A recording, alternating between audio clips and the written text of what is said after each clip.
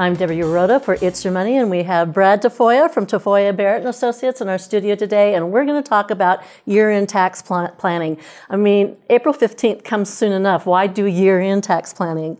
Yeah, so why do year-end tax planning? That's a good question, Deb. The reason that I think it's important is that really there's two reasons, and one is that there's still enough time before the end of the year. We've got 2 months now where we've gotten through the 2018 tax filing, and we've got 2 months left, and there's still an opportunity that somebody could mitigate or offset, decrease their taxable liability for 2019 with proper planning. And so now is the time to take a look at where somebody's tax situation is. Maybe they've had a increased profit in their business, and there's some things that we can do before the end of the year to bring that tax liability down. So that's one reason. And another reason is as we were talking a bit before, is just to avoid those surprises. I mean, so many people have gone into their accountant's office or filed their tax return in April and owed a bunch of money that they weren't expecting. And so to do planning now and to know what your liability is now is to try and avoid those surprises later. And you can save. You've still got 4 or 5 months to save that money that's going to come due in April. So exacerbating, because it feels like you just pay your taxes from the previous year and you're already getting ready to pay your taxes for the next year. And so what are some of the things that you can do right now to mitigate your taxes? So one of the things that has always been kind of a traditional planning method at the end of the year is we talk about, to the extent that you can, deferring income and accelerating deductions. And so, maybe if you're getting close to the end of the year, not sending out your invoices until closer to the end of the year. So that if you're on the cash basis, that money doesn't come in until January. So again, deferring that income if you can. A big one, obviously, too, is accelerating deductions. And what do we mean by that? There's lots of things that you can do. Buying supplies now, paying for expenses now, doing what you can. A big one that we often focus on with our clients is, again, they've had a good year. They were thinking about maybe buying a big piece of equipment or some new computers or doing something like that. They thought maybe they're going to do it in January or February.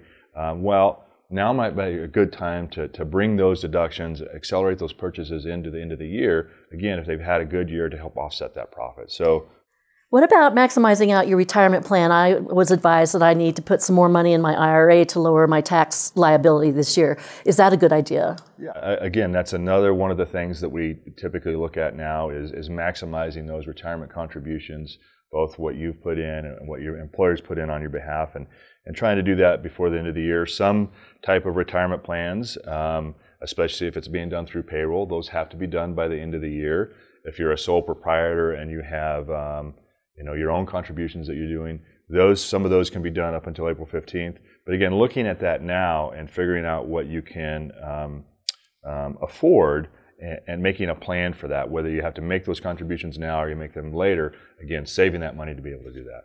Say I sell a piece of property and I sell it at a profit, and then I have another piece of property and I sell it at a loss. How can you use those two, the profit and the loss, to offset each other at the end of the year too? Yeah. So another common planning method, whether it's property or maybe it might more come in the realm of stocks and mutual funds. And so, making sure that you're having discussions with your broker, and if you have some gains that you've recognized through the year, and you don't want to pay tax on that, maybe seeing if there are some losses that could be harvested to offset those gains.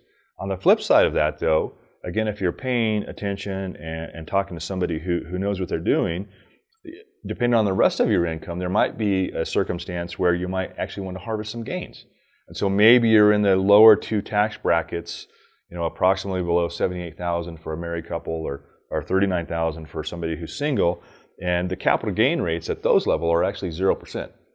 And so sometimes we're harvesting losses, but in that situation, if somebody's income is low enough and we can harvest some gains and generate those gains and pay zero federal tax on it, that could be a good thing as well. Well, sure. We like to make money without having paid taxes on it. And so what about itemized deductions or the standard deduction? It's kind of surprised me last year what it did to my tax liability. What about this year? How should you start planning for that now? Yeah. So one of the major changes that happened in 2018 with the tax law change was they did a couple things. So every year people have the ability to take itemized deductions, which are things like mortgage interest, state income tax, real estate tax on your house, property tax on vehicles, donations, and there's a few other things in there, but those are the biggies. So the one major change that they made is they limited the deduction for state and local income tax and real estate tax to $10,000 per year. For some people who have a lot of state income tax or real estate tax, that limitation really hurt them. It took away some deductions. You put on top of that, they increased the standard deduction. So again, you can either take the itemized deduction or the standard deduction, and they increased the standard deduction for 2018 to $24,000 for a married couple and about $12,000 for an individual. And so now what we're seeing is that people that used to itemize because they had a lot of state income tax and real estate tax and mortgage interest, now that $24,000 standard deduction exceeds what their itemized deductions are going to be. And so they may be making, another big one is donations.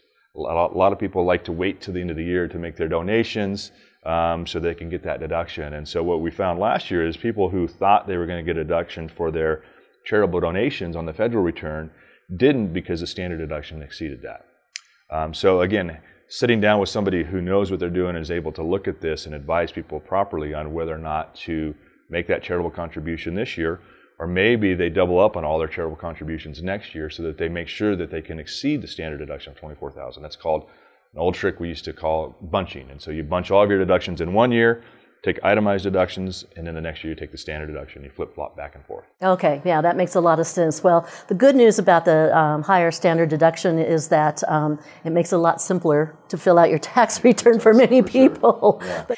Well, if you have a lot of assets or if you have a complicated business or whatever, it would behoove you to start planning for your 2019 taxes that you pay in 2020 right now. And if you'd like to know more about planning for your taxes for next year, give Brad a call or contact Brad at tafoyabarrett.com. I'm Deborah Uroda for It's Your Money. Thanks, Deb. Thank you.